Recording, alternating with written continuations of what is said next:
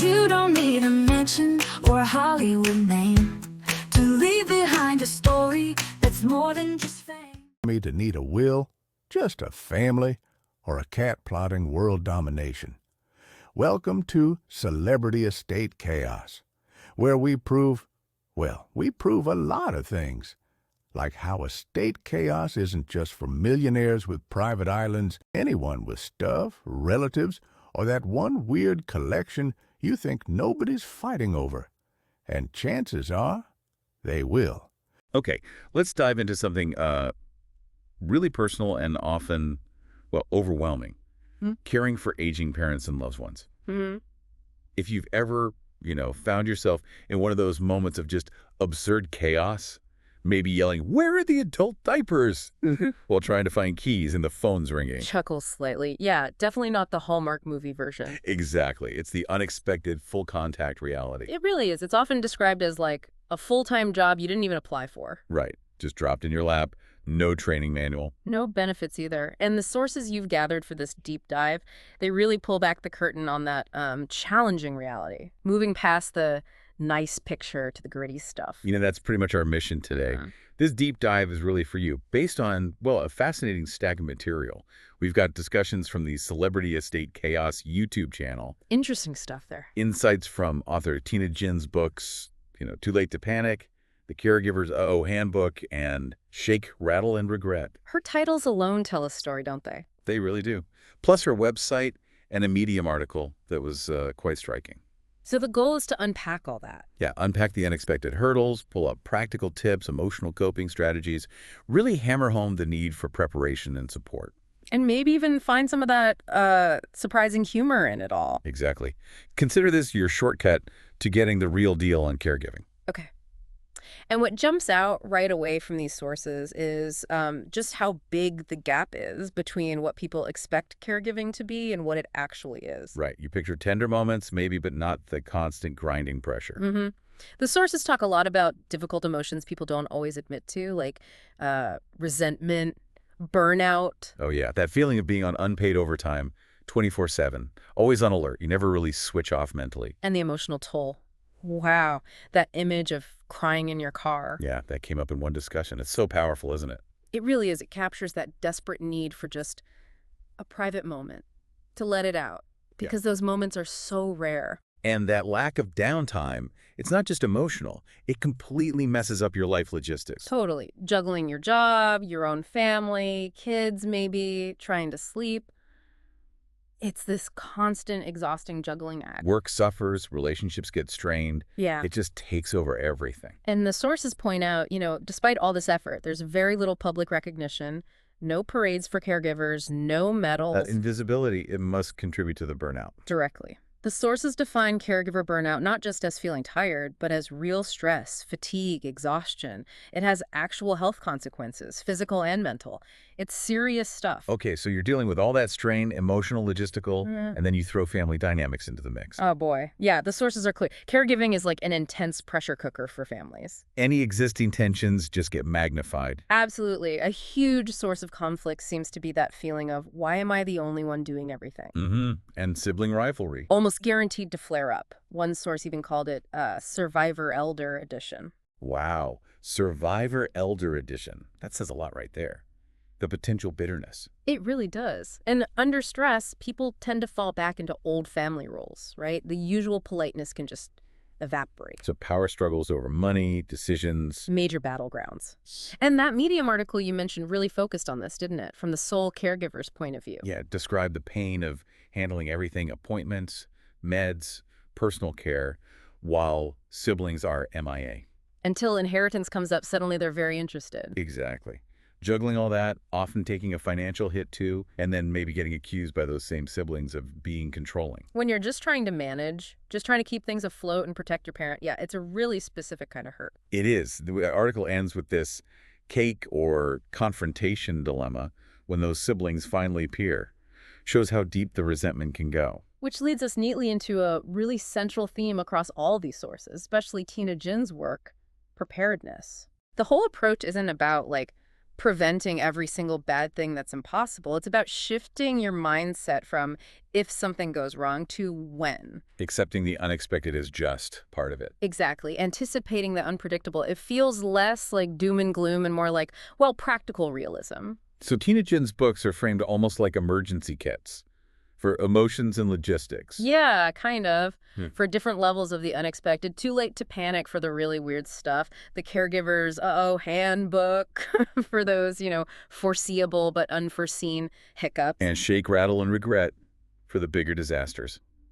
But still with that dark humor element. That humor seems vital. Okay, so let's talk practical prep tips from the sources. First one, huge. Do not procrastinate on legal and financial stuff. And powers of attorney, medical directives. All that. Absolutely non-negotiable. Get it sorted before a crisis. Trying to do it when someone's really sick or cognitively impaired. It's incredibly hard, sometimes impossible. Just guarantees stress and fights. Okay, good point. And I love this line from the sources.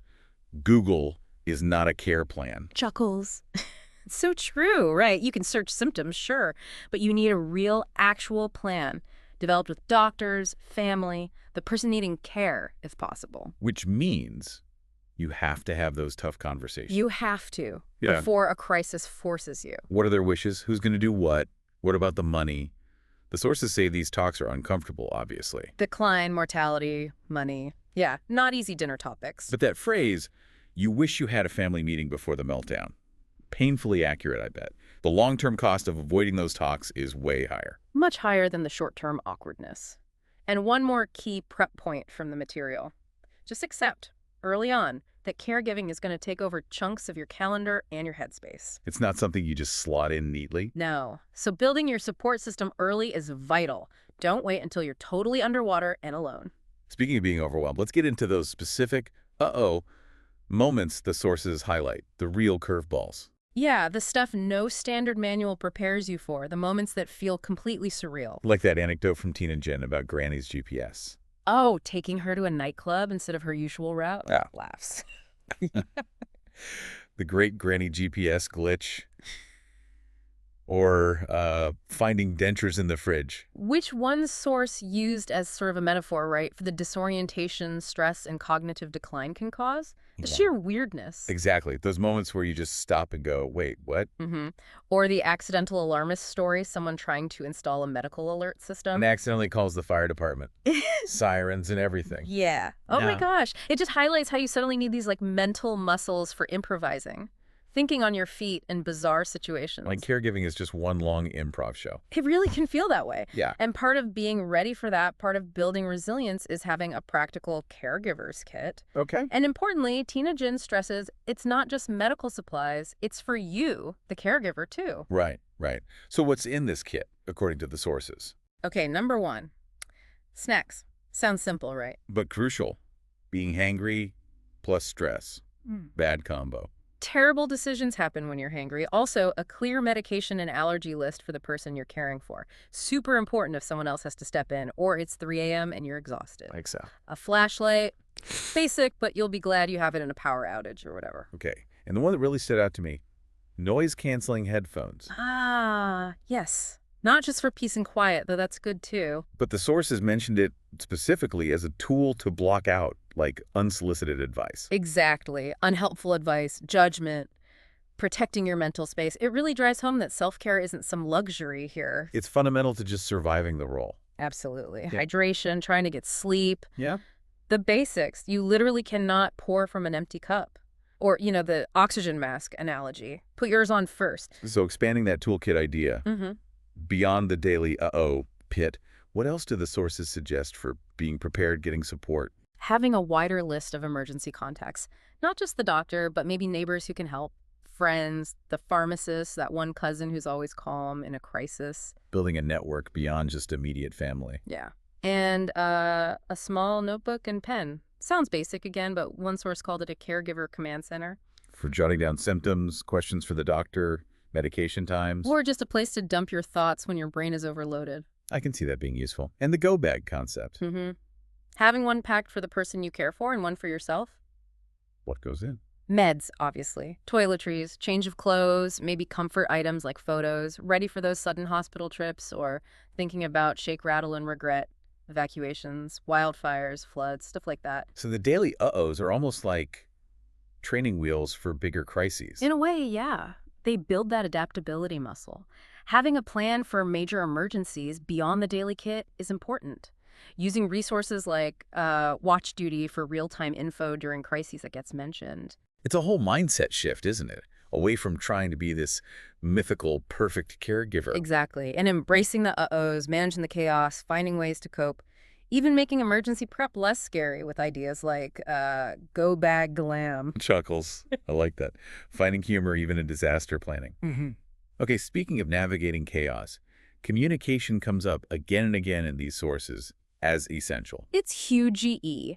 And it's not just talking to the person needing care. It's with other family, hired help, doctors, everyone. Needing clear, honest, respectful communication about needs, limitations, expectations. Constantly. And that includes tackling those really tough conversations. End-of-life stuff, living arrangements, difficult behaviors. Yeah. Emotionally loaded topics. Incredibly hard. But the sources really stress how important they are to prevent even more stress and heartache later on. And framing them as a process, maybe? Not just one big talk? Yes, exactly. It'll likely take multiple tries. Thinking about timing, the setting, sometimes even bringing in a neutral third party like a therapist or social worker can help facilitate. And remembering it's also about connection, right? Honoring their wishes, making sure they feel heard, even when the topic is painful. That's a huge part of it. It's all part of navigating this incredibly complex reality. And, while it's easy to just focus on the challenges, the sources do remind us there's room for joy, too. Really? Even amidst all the chaos we've been talking about. Yes.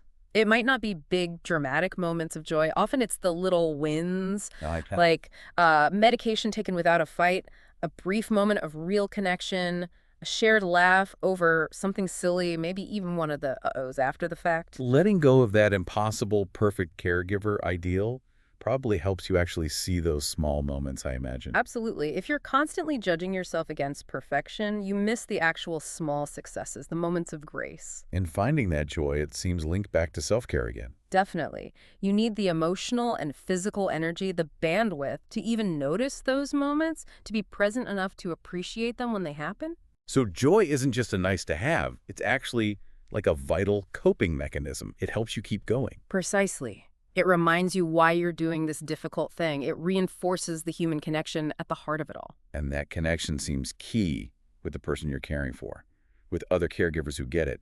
Acts of kindness. That's where a lot of the potential for joy lies, yeah.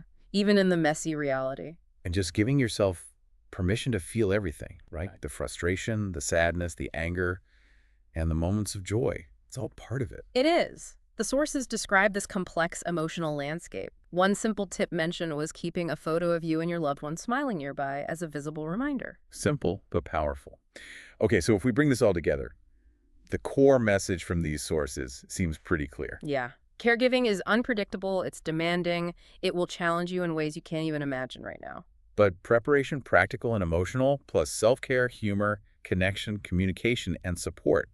They're not just helpful, they're vital tools. Absolutely vital for navigating the journey. They don't make it easy, but they make it navigable. They empower you to handle the uh-ohs and the bigger stuff with more resilience. So, key takeaways for you listening. 1, you're definitely not alone. Find your tribe. Online forums, support groups, friends, family who get it. Sharing stories helps so much. 2, find the humor. Seriously. Embrace the absurd. The caregiving fails. It's coping. It releases tension. It connects you. 3, self-care isn't selfish. It's essential. Figure out how to recharge, even small ways, and do it without guilt. Your ability to care depends on it. 4, ask for help. It shows strength, not weakness. It takes a village. Be specific when you ask. Use every resource available. 5, communicate openly, honestly, respectfully with everyone involved, especially for those tough talks about needs and wishes. And 6, embrace the learning curve. It's a journey. You won't have all the answers. It's okay to make mistakes. Be kind to yourself. Self-compassion is key. Caregiving gets described as an improv show, a marathon. It takes incredible adaptability, resilience, a lot of heart, and yeah, that dose of humor, it changes you. So it's not about being that mythical, perfect caregiver that the sources kind of tear down. No. It's about showing up, rolling with the inevitable uh-ohs, and finding your way through the chaos, using the tools, the support, the resilience, and focusing on that connection. Right. Connection and love, ultimately. Yeah.